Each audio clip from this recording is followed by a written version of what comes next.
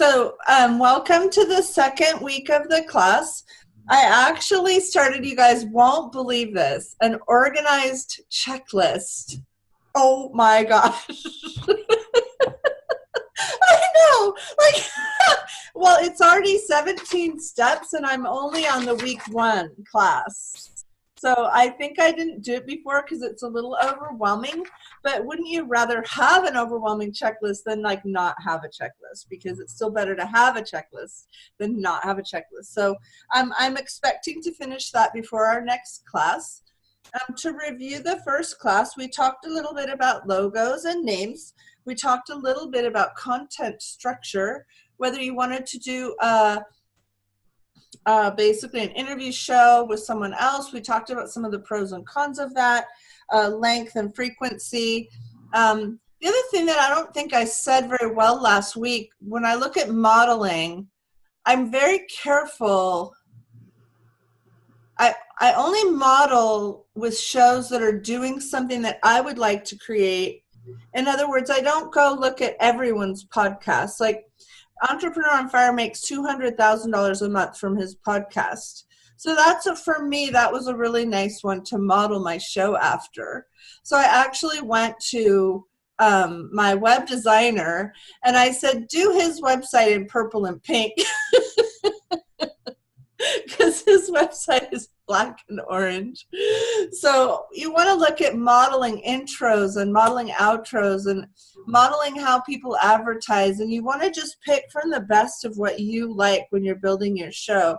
You don't have to model very much. Now, for some of you, like Bree is very tuned into source and spirit, and she's going to get her guidance differently than some of us. So she's going to get her guidance from source a lot of times, and that quite frequently doesn't involve going out and modeling. So you don't have to model. But when you do, just choose the shows. That's me. Sorry. Oh, that's right, because you live on, I remember you told us last time. Yeah. Okay, that's fine.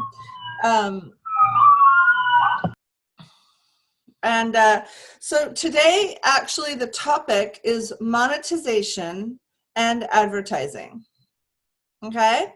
So I know this isn't the goal of all of you, but maybe just now, before we start talking about monetization, advertising, I'll add how your show can best be a contribution and receive contribution.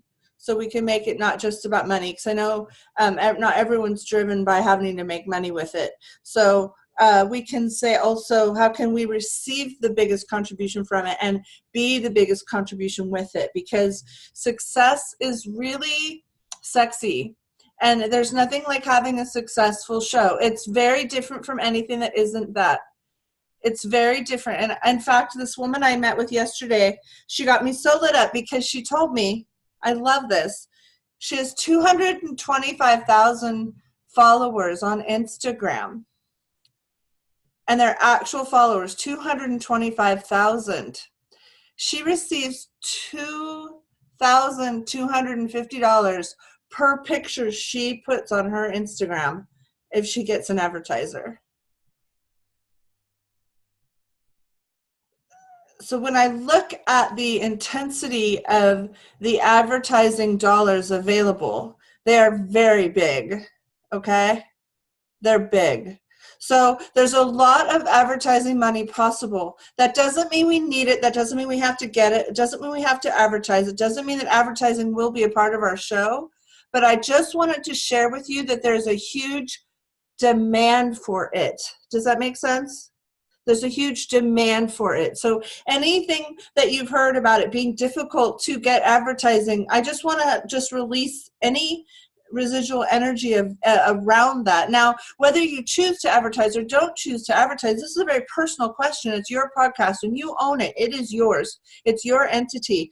As far as it also owns you, I guess, in the way of speaking. But it's really something where there is pressure to reach people through your audience. So as you're evolving your audience, there is energy for that, and it's pretty massive at the sort of massive consumer level. So just to put out there, like, to let go of and anything that was like for her, basically, I said, and you know, is that Mali? I can't have you guys talking to each other while I'm teaching, but you can, if you want to talk to each other, you can unvideo, because I'm ADD. And so if you guys start interacting, what's going to happen is I can't get my, I'm really weird that way. We're on mute. This is just my assistant, so we're just trying to make notes. I totally appreciate that. But when you guys do that, what happens is see, it's perfect. And I love your video on when you're not doing that. But if you are doing that, then what happens for me is my energy just pops into your space, and I'm really curious what you're saying. I know. I co-taught a class with Rebecca Hulse. She was amazing. She could take notes and be present and read class notes without losing any focus. And I went, wow, to have a brain like that. Like, I don't. So thank you. I really apologize. And I'm really glad you're here. So I do round robin before we get going to any deeper on anything either unclear from last class or anything that you just super would like me to make sure I address today. So can we just kind of round robin on that? And also, if you did anything amazing towards building your podcast.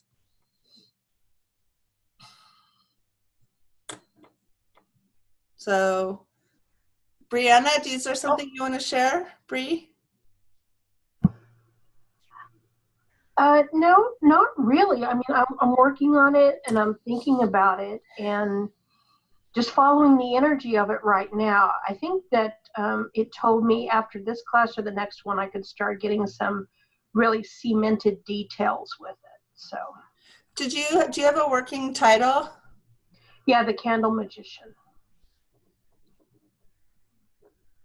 The Candle Magician. So today, is there anything specifically you'd like me to make sure I don't forget addressing? No, not really. Okay.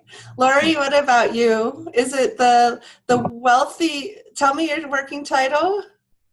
The Wealthy Lala podcast with either Lori or Lori Larson.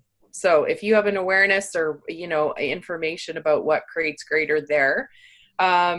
I did find a piece of music that I find is really fun for me for like an intro, and I don't know how to integrate that. So I was just kind of curious I found it on Audio Jungle, and I'm just wondering, like, I found one that's paid for like that. So I actually pay and then I get that piece of music.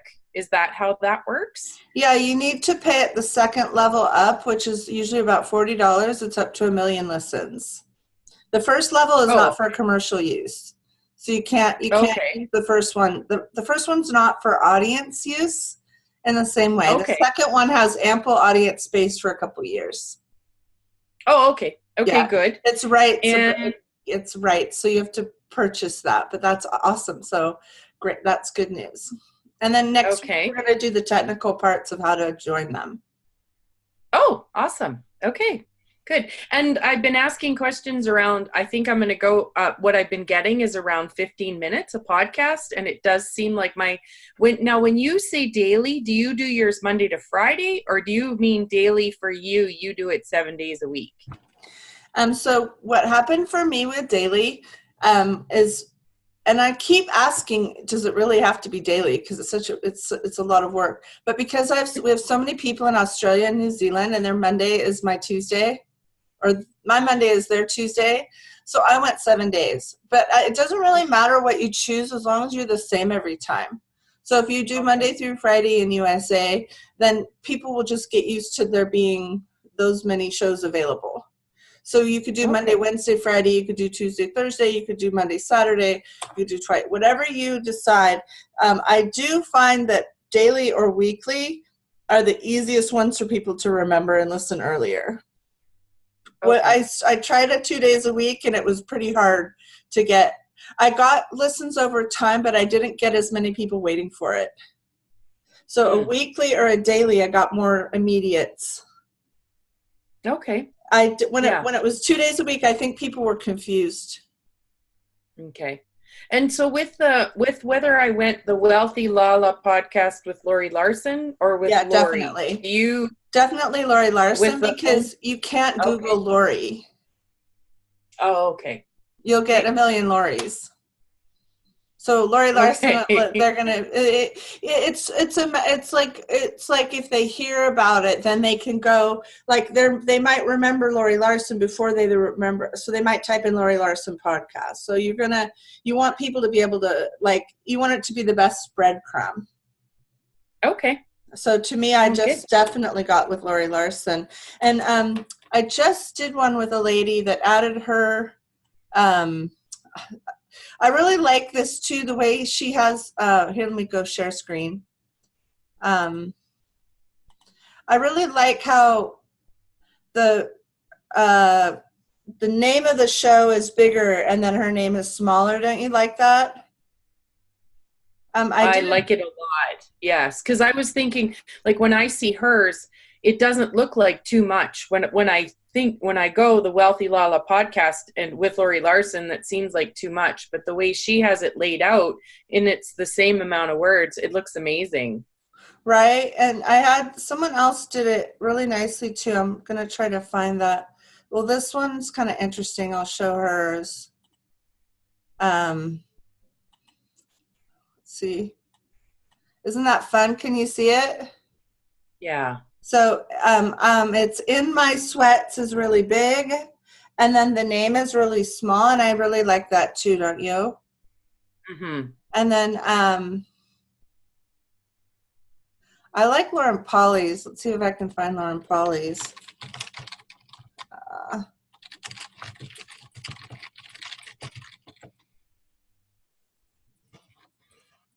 I know, sometimes I'm just amazed at the shows I've been able to help with. So do you see that one? Mm-hmm. It's even smaller. Yeah. Her name actually could be bigger and darker, really, for me, because she's so famous with her book and everything, you know. So let's go. And you have to say your name for me one more time. Is it Melina? Yeah, it's Melina. Okay, thank you. So Melina, what would you like today and maybe catch us up on, like, do you have a podcast that you're really close to creating right now that's sitting here? Yes, and I'm sorry I missed the first week. I didn't realize that, so I have to go and watch the recording. Yes, and the purpose of me doing a podcast is more just to get more viewership. I do run for the last 9 years a network marketing company around health and wellness and wealth. So I have a team of 240,000 people that I end up doing a lot of leadership, a lot of personal development. I'm in a lot of high-level networking groups where I've got access to a lot of brilliant minds that I would love to interview and deliver to people that are just looking. So the goal I'm looking with my podcast, and I don't have a name, that's really what I'm trying to figure out is how names are searched, because I know with posts and other things you can have hashtags and everything else that people can search by that. So I wanted to understand better with the name how it's most able to be discovered. But my topics are all around becoming better, not becoming perfect, but becoming a better mom, becoming a better entrepreneur, becoming a better wife, a better person. Okay. Experience. It's all just about becoming better. And so I'm playing around with some names, but I don't understand the name algorithm as far as podcasts go. Well, I'm not a huge believer in algorithms per se. I believe when you name something, usually, so with, like, In My Sweats, that podcast, she's a mompreneur. And so she wanted to say, she wanted to share people, like, business strategies for moms. So it was like being a CEO, but being able to be in your sweats. And so it kind of came in as I've published about 60 books, so that was my other career as a book publisher. And so I've done a lot of research on naming. And generally what works is when you're close to a well-searched term, but you're not the well-searched term. Because if you are a well-searched term, it will just get lost in the search. Does that make sense? Yeah. So the best thing is like if it's branded with you, it's part of you, it represents what you in a very nice, recognizable way, but also that it stands apart from a very Google search term. And I'll give an example. This is actually kind of an interesting topic, you guys. I'm just going to roll with it for a little bit, and then I'll talk a little bit about advertising and monetization. So it's kind of like when you're pitching a movie and you say it's like Big, but it's a little different. So if you're looking at that mass market audience, like you threw out the number 240,000, right? So you're looking at a mass market audience. Now there is a guy who does a great job with his podcast. There's two guys that do a great job with their podcasts that are showing up for me to remember their names for you. One is Brian Buffini, and he does a show that's inspiring, but his thing is teaching realtors how to network by word of mouth. Mm-hmm. So he teaches people to ask for referrals. By the way, if you know anyone who needs to buy a house from me, it's Brian Buffini. He travels, he makes millions of dollars teaching people to ask for referrals. It's really cute. But his podcast is just inspirational. It's not about his business per se. Okay, and so he's done a great job of that. And then there's another guy that has a podcast that's similar, that's really big in network marketing, and I can't think of his name, but he's married and his wife does social media. Can't think of his name, but I used to be on his list and then I got off of it. But so you want to really also, I'm definitely seeing your image. So I'm definitely seeing your image on the. There's just no reason not to have your image as part of your podcast logo, because you're kind of striking and interesting looking. And so I'm definitely seeing it like it would stand out best. Here's, see someone I'm just about to publish. She doesn't have her logo yet. Let's see. I'm going to show you the picture that she's going to use though for her logo, because she just decided on it yesterday. So share to. Oh, I love it. So that's going to be her logo image.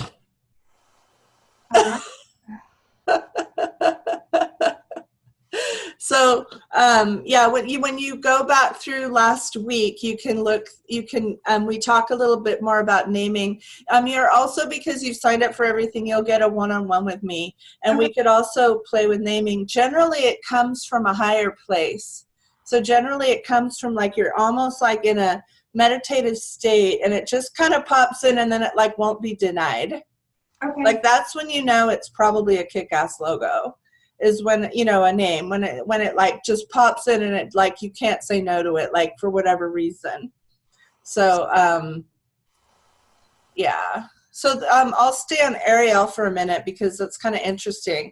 When we look at advertising and monetization, in my experience, when a show does well and has a lot of listens and makes money for you and generates audience for you and helps more people, it has a different energy than when it isn't. So it's just basically what I used to resist, sort of like talking about money in that way. October 2008 income, $176,000. He puts it right up here. And what I found after I kind of got interested in his podcast was that he had all these practices that set him up for success that he followed very diligently. And that can be really hard if you're creative. It's like really hard to follow a recipe. You're like, well, I'll just put this much much more paprika in because I really like paprika. And, I don't know if I really like cinnamon, so maybe I won't put in cinnamon. And then you taste your pie and you're like, that's a really interesting pumpkin pie, So when I look at what he did with bringing in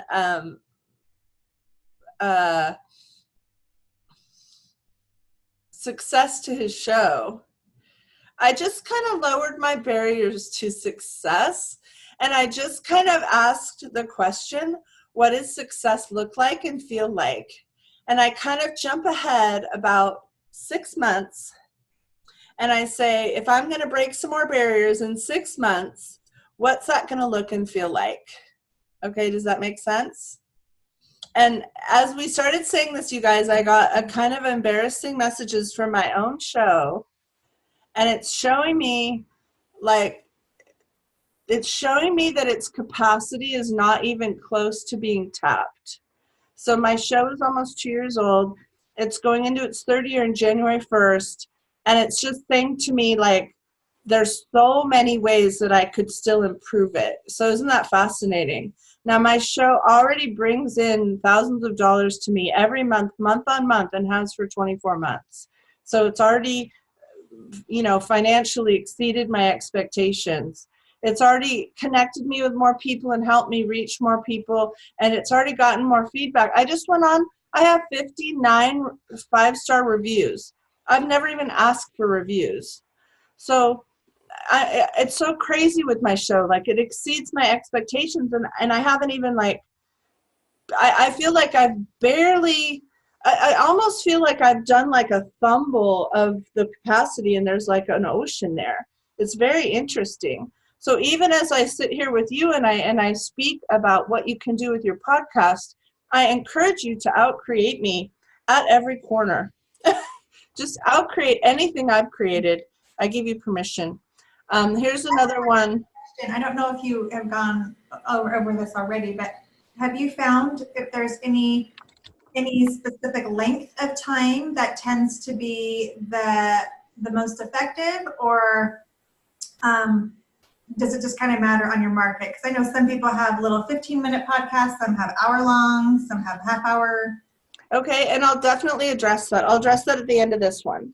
Okay, perfect. So with this one, they are in Podbean, and an advertiser contacted them. They just went into Pod Ads and said, yes, we're willing to have an advertiser. So this is a show that already has almost 16,000 downloads in just 21 episodes. So in 21 weeks, it's doing exceptionally well. Each podcast interview gets upwards of 500 to 600 interviews. And we talked a little bit about last time how people net binge, net listen. They binge listen. So here they've got 248 downloads. They're already over 220. They're at 222,000 listens, and we started in July.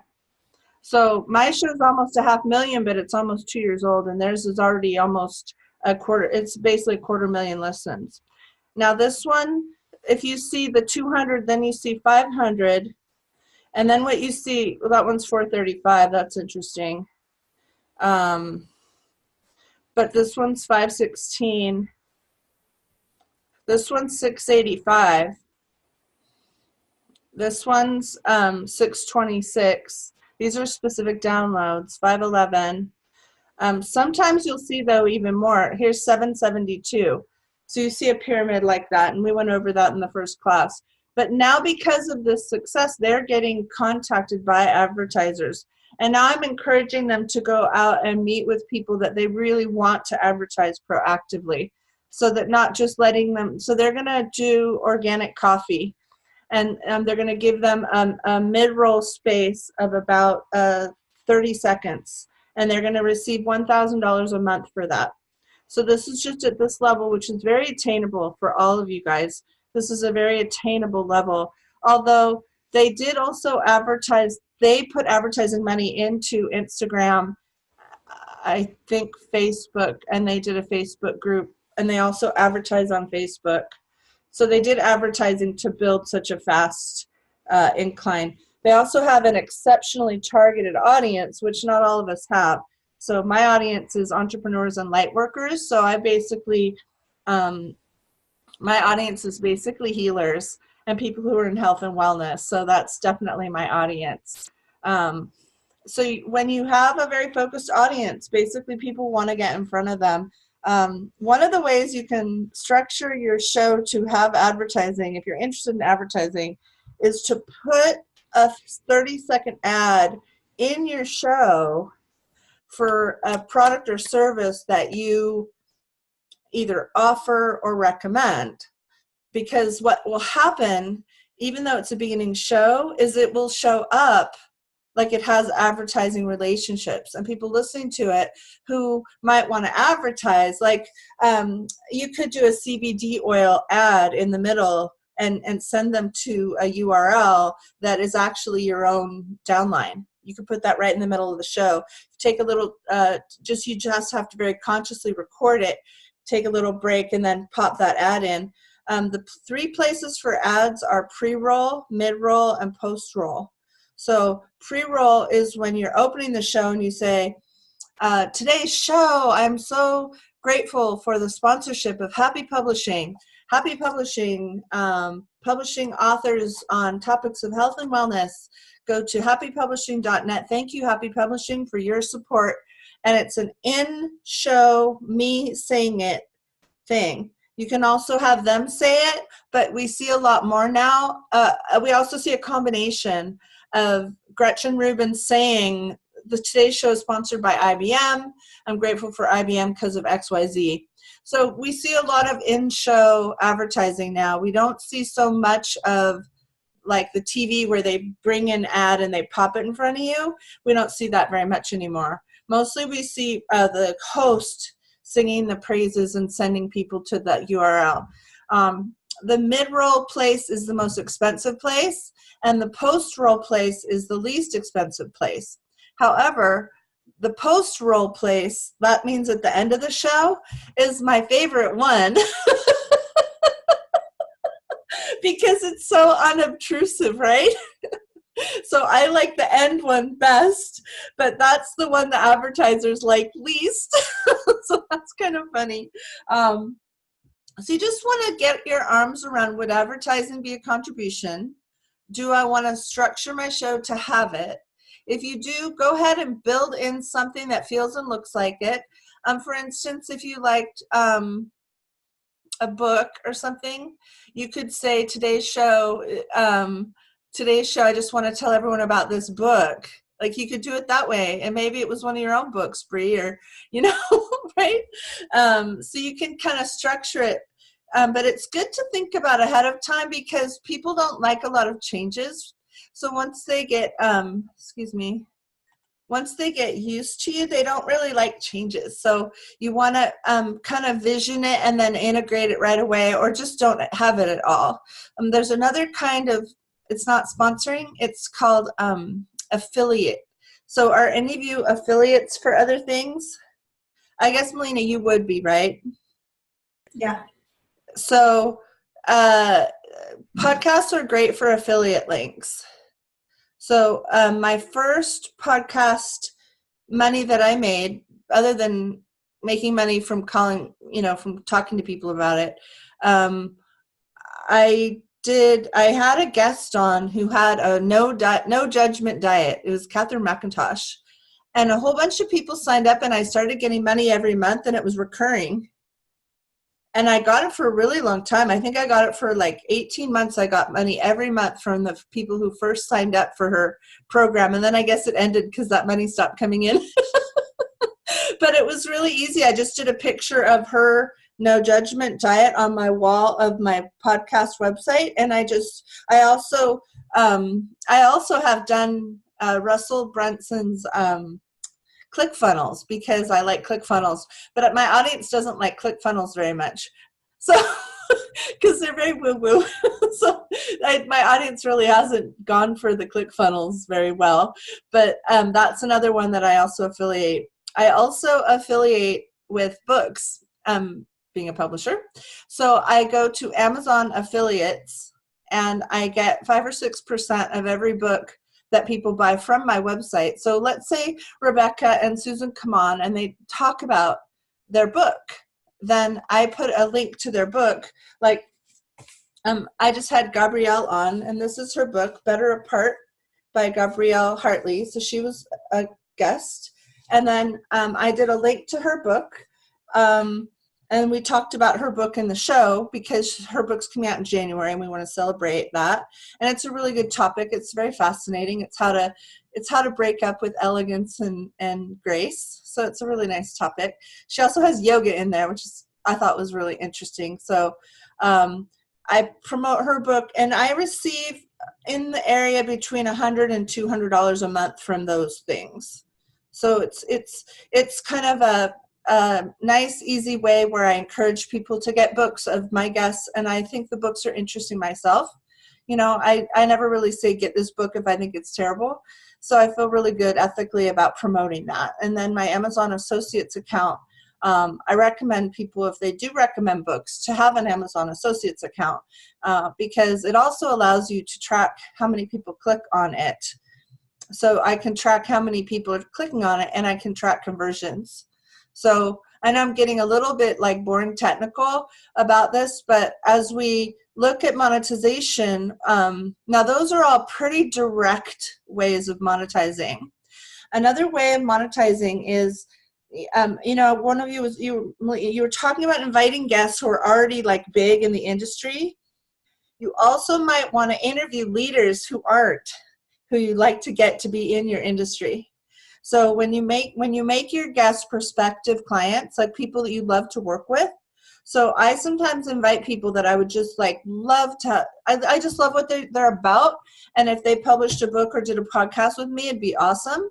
And so I also invite guests that might end up working with me. And I find that to be a really great way to monetize my show, because that means after I've connected with them and we've had a conversation and I've interviewed for them for the show, I've emailed them 7 or 8 times. They've gotten to know a little bit more about me. They've gotten my tagline. And then a lot of them will just say, hey, you know, I want to do a book. What should I do? You know, and then what's your program, Erica? And then I'm like, oh, I'd love to tell you about my, you know, book publishing program. And even if I don't end up being their publisher or helping them with their podcast, I end up having a generative conversation that will bring me referrals. Do you see? So that you want to, and I think I'm mostly talking to Melina here because you will have you want to have a set protocol of emails, and I don't have an example very well except John Lee Dumas, as I really like, where every time you invite a guest, you're going to have a sequence of how many times you email them to bring them on your show. You're going to email them, would you like to come on my show? Then you're going to email them, oh, great, thank you. Here's my calendaring tool so you can interview with me. You know, here's how you calendar with me. I use Schedule Once. And so to get on my personal calendar, you go to Schedule Once and you choose a time. And then you send them a thing saying, great, our Zoom link for our podcast interview is Wednesday at 10 a.m. And then you send them another one that's that morning. And each one of these, you're going to have a bottom piece. Each one of these is going to have your name. Each one of these is branding you to them. But it's not invasive. It's totally cool and normal. Do you see? And you're just being an invitation so that as you're expressing yourself, and then you're saying, hey, this is what I do. Come be on my show. And then, hey, if you want to work with me, this is what it looks like. And so that everyone you have on as a guest is someone that could work with you. Again, this is if you desire your podcast to behave and act like that.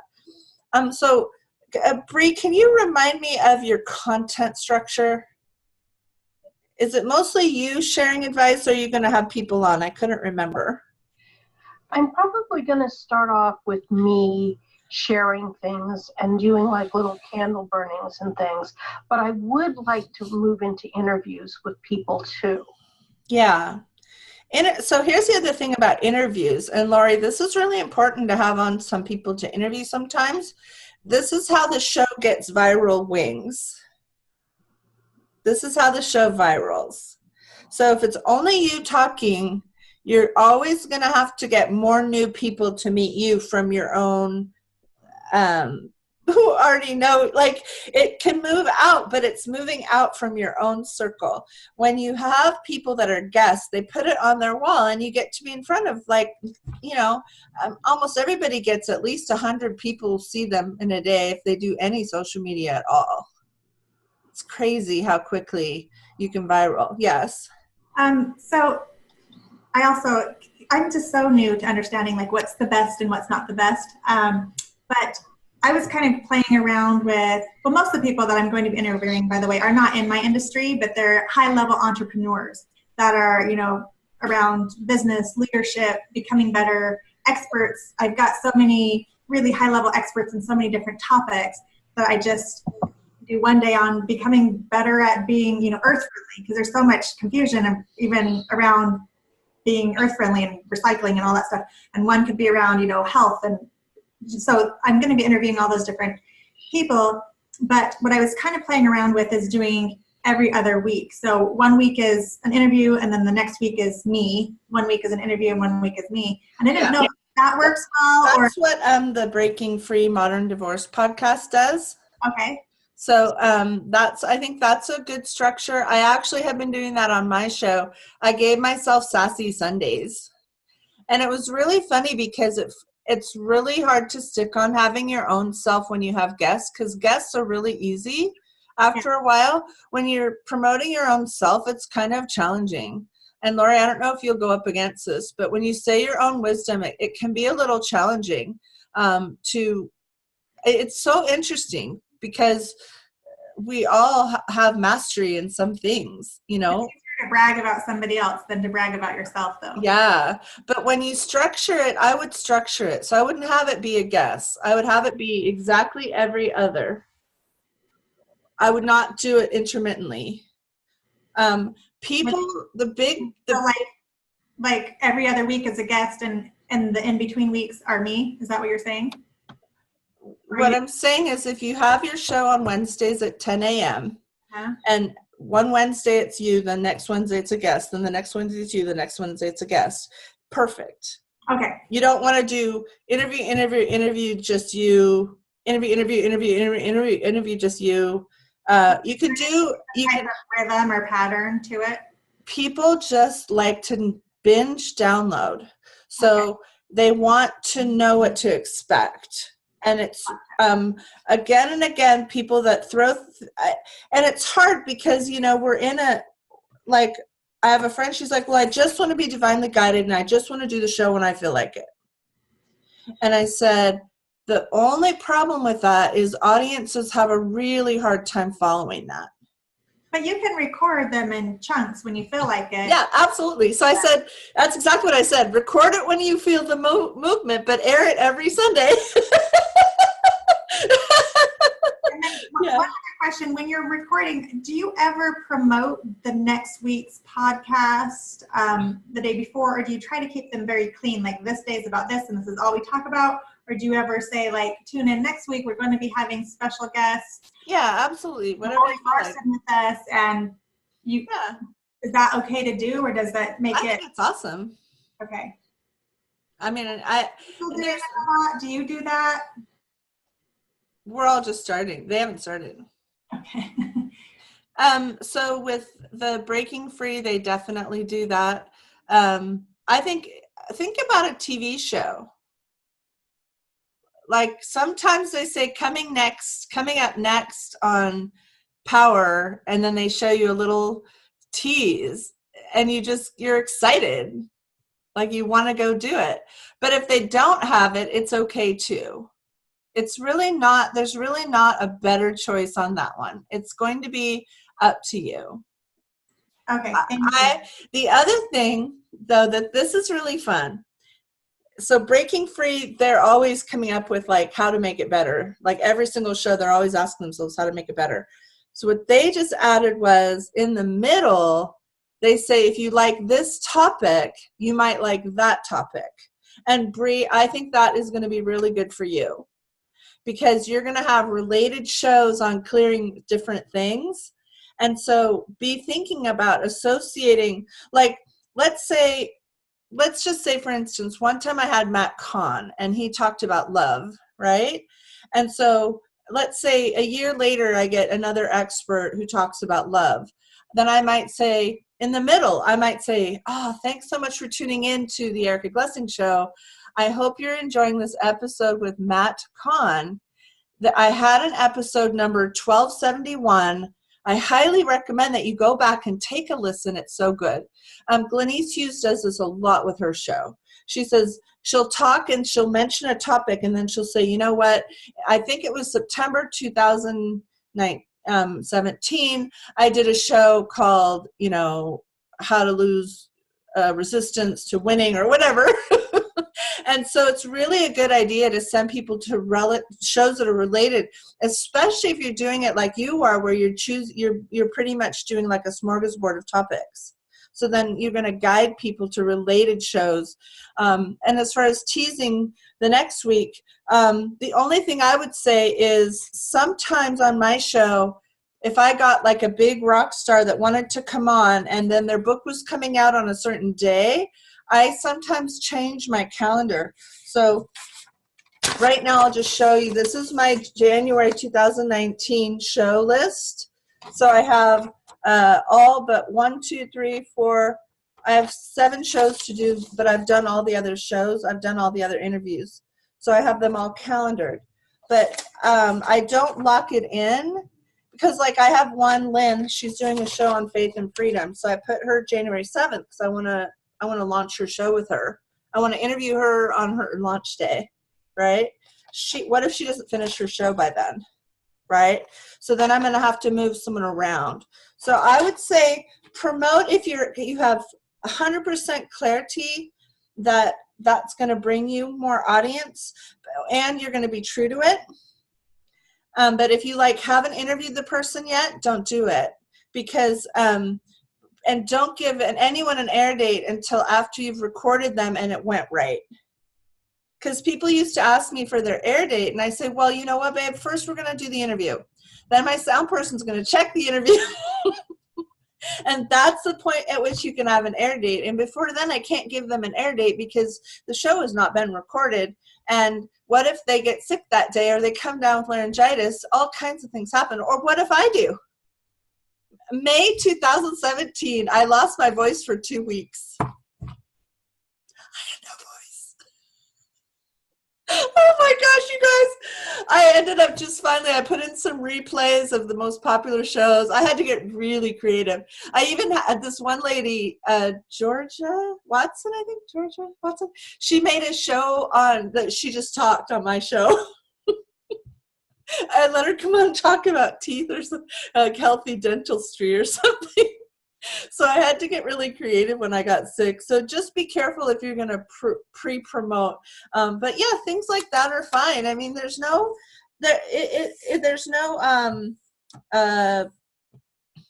as far as really growing and monetizing your show. Does anyone have other questions? I don't want to go too much further if you guys are kind of done with that topic. Do you guys want a little bit more, or how are we on that topic? You good? Lori, are you good? How do you sign up to be an Amazon affiliate? Do you just go onto their website and? It's called Amazon Associates. So you just type in Amazon Associates and it will have, it will be the first thing that comes up, and then you sign up for it. It's great. You can do cat toys too. Okay. And if you had a product that you liked, let's say you talked about, tell me a couple topics. Well, I was actually just thinking, I just bought a Earl's cookbook off of Amazon, and I've just made a couple of the new recipes, and I love to cook, and the fun adventure it was for that. So I could promote the cookbook if I wanted to or something. Oh, yes. That's an exact example. And so I'm just going to show you guys. This is really nitty-gritty detail, but it took me... I used to go to I worked so hard to get this to happen, and then I found out that I didn't have to work that hard, and it was stupid for me to work that hard. So I'm just going to show you, Lori. I'm going to go to Amazon Associates. Now I have my login. I actually use an independent email for it that I don't use for my regular Happy Publishing, because I keep it apart from my publishing business. I don't want any confusion. So I keep it at an Xmail address. It just means all my communications about this is going to be in a set thing. So now we're going to just look for we're going to go, I'm logged in. So now I'm going to go to Amazon. I'm going to go to Earl's Cookbooks. Is that what you said? Is that it? Yes. Okay. Yes. So if I call it up, now look up here. Do you see this? Do you see this up here? Site Stripe. Can you see that? Oh, okay. Yeah. I can type, look at that. Okay. I'll freeze that page. It's the coolest thing ever. It's so easy. I can't even tell you what I used to do. Well, I'll show you. It was crazy. I'd go to Amazon Associates, and then I would look for Earl's Cookbooks, and then I would get the link. Oh, this is cool though. I will show you this. You can get the image only, and then it will show up on your podcast page. You can use this code, and then you get the picture. So I'll show you on. So do you see this book? These books. These were some of my guests. See how that looks? See how nice that looks? Those are all Amazon Associates links. Isn't that it? And then this is if you do it like that. But I kind of like the book. So if I click on that book, I'm going to actually go to my Amazon Associate link. Huh. It's really easy. And you can also put it in WordPress. Let's see.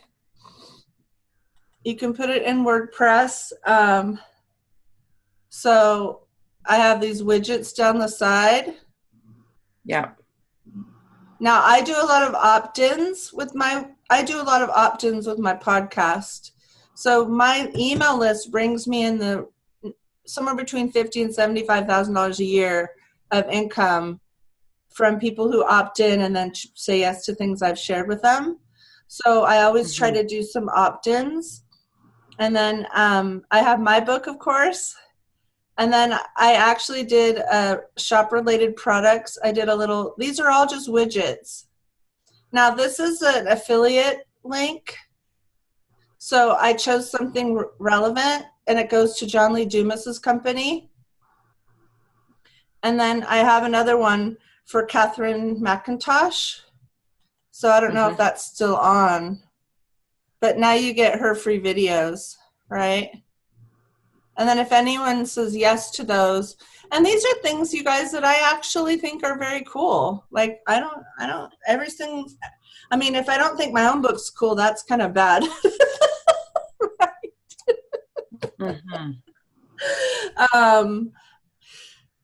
Those are just some of the highlights of really. Now, the one thing, you guys, that I haven't done very well, so the one thing I haven't done well, so I can't really teach it yet.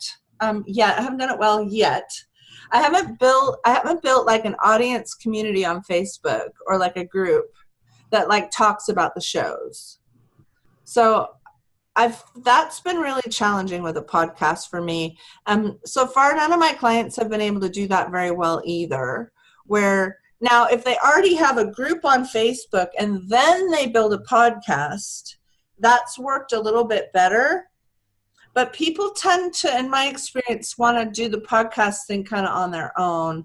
I just haven't seen it where it does a lot of good, talking. You know how people talk about things like they reflect on the show and what it meant and stuff like that.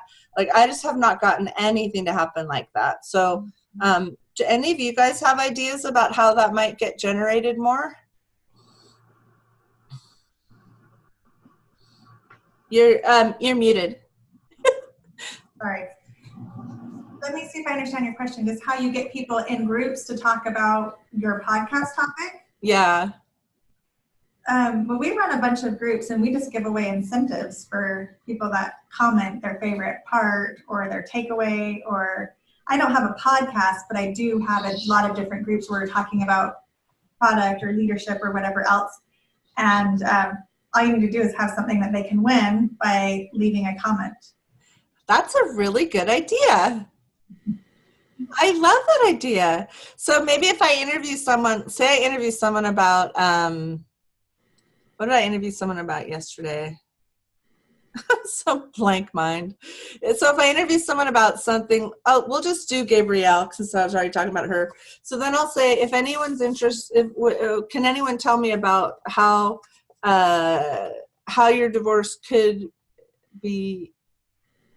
I'll just ask some questions about her, and then for anyone who comments below, we'll send you a free blank.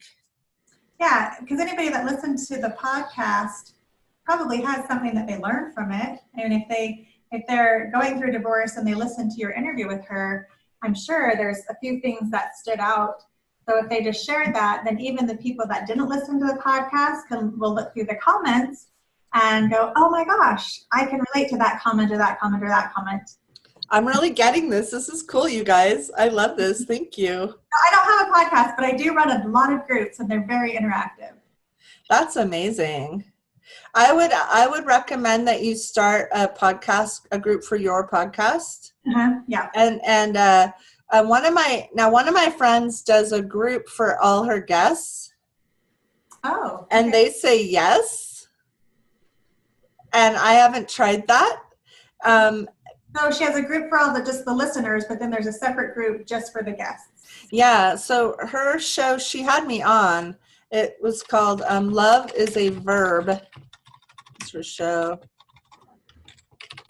Her name was, we did that's the name of a song too. Podcast. I think her name is Lauren Herrera. So her group with just the interviewers, is that a benefit to go on her show? Is that you have some type of platform you get in this group, other interviewers, or what's the logic or the goal behind having a group just for the interviewers? Well, for her, I think it was because she provides high-level services that she wanted them to say yes to at some point. Okay. So in that group, what does that group look like? Is she posting every day? Are you guys? No, actually, you know what? It's not a very good example, is it? Because she doesn't really use it very much. But I think originally, yeah, I mean, let's just say, spend a few moments with your shows this coming week and ask about generating community and ask what that might look like and might feel like. And maybe you don't need a new group. I mean, maybe you just start putting questions. Hey, I'm going to be doing a podcast episode about recycling, and does anyone have any questions? Anyone who pops in a question, I'll reward you with this. Like, you could get people for my book. So I did it very successfully for this book. My fan page is actually 60,000. And I started with just posting quotations and asking for feedback. And then I put the best ones in the book. So I actually did a good job on this book with its community. So just be asking questions about community. It seems like community is a good way to grow your show. You know, to have your friends have it be top of mind instead of just being out on iTunes. In your social media. I don't know that it's required. A lot of really popular podcasts don't have that. So, but if you do, then certainly it seems like it would only be a contribution. The only way it wouldn't be is if you built a community and like nobody came and nobody played. Yeah. I have a question. Uh-huh. So, what's your first name? Amanda. Hi, Amanda. Hi. I was wondering, do you put your podcast on iTunes, Spotify, and Podbean, or do you just stick with one? So I'm going to send, I have the recording of the first show that I'll share with you guys, because we go over, because it's podcast on Pandora too now. So I usually use Podbean. The broadcast means can also be Blueberry, Libsyn, Podbean are the 3 top ones. Once the podcast is created, it gets submitted to iTunes and Spotify, and then the top 10 directories. And then it goes out on directories globally, including Google Play. So the podcast, you get all this free distribution, which is really the magic of the podcast. You also asked a question, there's 2 minutes left, on length. And so I find that the best length should first of all be a length that you like.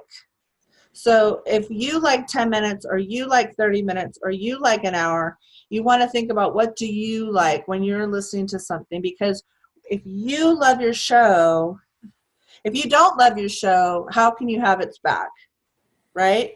So you need to love your show as a job one. If you love your show, you can sing its praises. They've done lots and lots of studies, and there is no best length.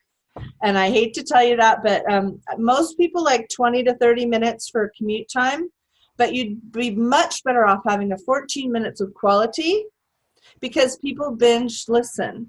And they actually binge based on the amount of time they have that they want to have their shows on. So if they're going on a train ride to San Francisco and they're going to be sitting in the car for 3 hours, there and back, right?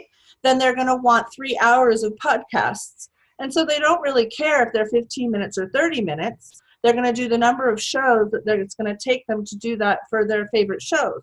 Podcast listeners listen on average to 7 podcasts.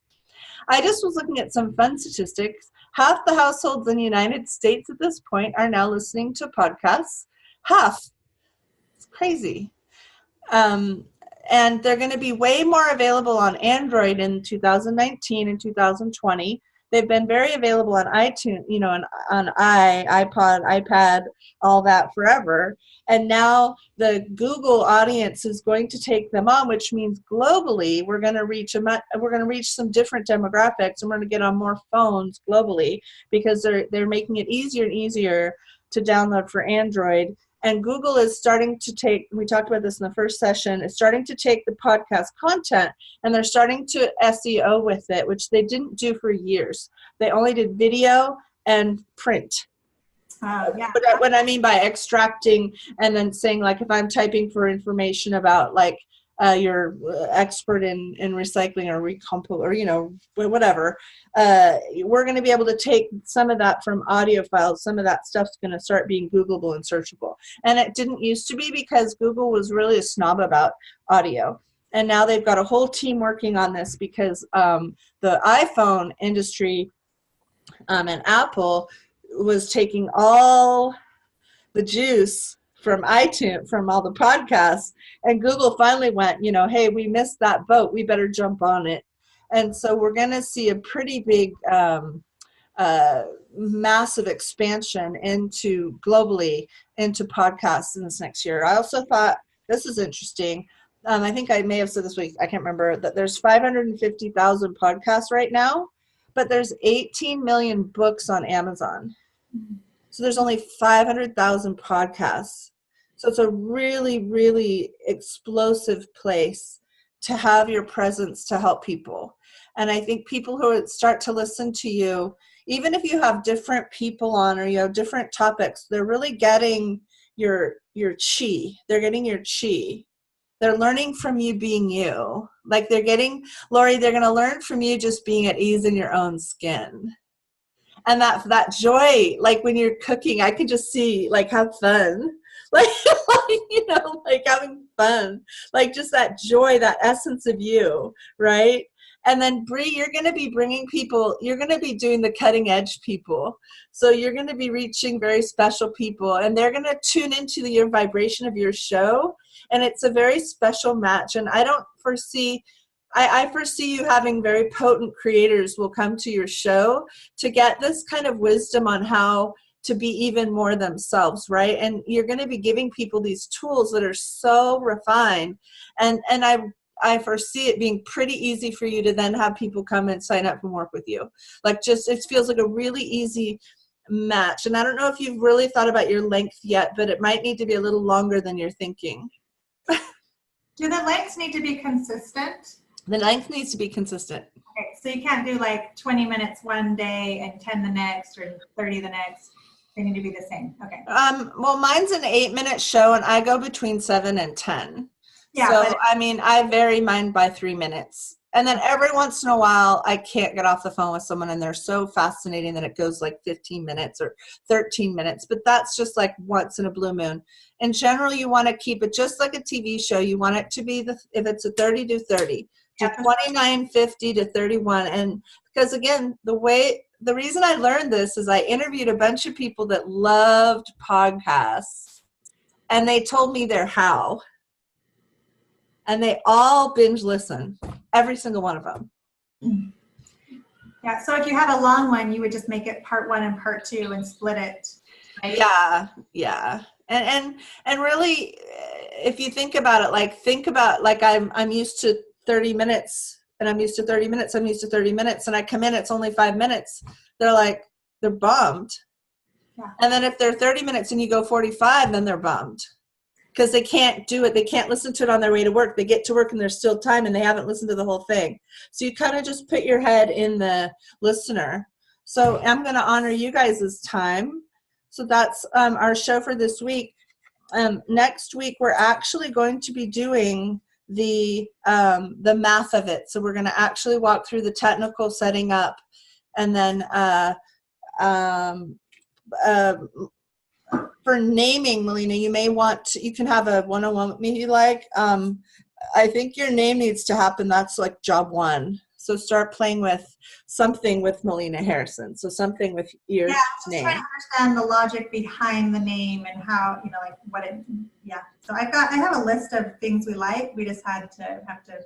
Yeah, I mean, I recommend that you look at the top 50 self-help podcasts. Go into the category not just of health, but also look at health. So health is above self-help. Self-help is a subset of health. So health is a topic. So look at those names and the energy of them. And then look at the names in the self-help and the energy of them. And I did my show with my name. My show chose my name. And it was very interesting because I resisted that a lot. But it wanted to be like Ellen. It wanted to just be all over the place. And I said, I just listened to the show's energy, and it said, if you call it your name, it will help the most people. And I went, and my daughter said, if you call it your name, you can change your topics as much as you want, Mom. Because I didn't want to get pigeonholed into happiness. Like, I didn't want to do like the CBD oil podcast, right? Like, I didn't want to do like a podcast on that. I wanted to give myself a lot of space. So I think like the Wealthy Lala show is really fun. Like, it's got a lot of really fun energy. It's going to have a lot of really fun components, and it doesn't have to be in one little tiny topic. The tiny topics do really well with advertising, but you need to be joyful in your show. It needs to be something that contributes to you and you contribute to it. So if it's too niche down and you're not happy with it, after about 3 months, you're just going to go to sleep while you're doing it. And then nobody will listen. Unless you're like so into fishing, and then you just do a fishing show, and then you just do fly fishing, and then you could do like fly fishing in Alaska, and you could just do like salmon fishing in Alaska. That could be like your whole show, how to salmon fish in Alaska. And then you'd have all these people getting airplanes to go to Alaska to fly to salmon fish with you, because you catch so much salmon when you go to Alaska and you salmon fish. And there's all these things you would learn about that. And that would be a really interesting show if you were interested in doing that and wanted to do that. So I would say the name needs to reflect the show and be an invitation to it, and be something that is energetically connected with it, and be light about it, right? Just be like light about it, like expansive. And then the other thing I do, and I did this on the logo one, I do a blind. So if I'm confused between 2 shows, I put them upside down and I mix them all up. And then I ask my body to pick the one that has the most success. Because the energy is something you can't be too rational or you won't get it. You have to go out of rational, because rational is just so limited to what you already know. And so if you step out of that and ask the energy of it, then it's going to give you copious amounts more of information. And then you get to expand yourself into like the next level, the next world of you, right? And if it's not logical, that's probably the right name. All right, awesome. Thank you. Okay, guys. Thank you. Sorry I went over. Got kind of excited. We'll see you next time, and I'll have the recording up within 2 days. Mwah. Thanks, Erica. Bye. Great job. Thanks. you. Bye.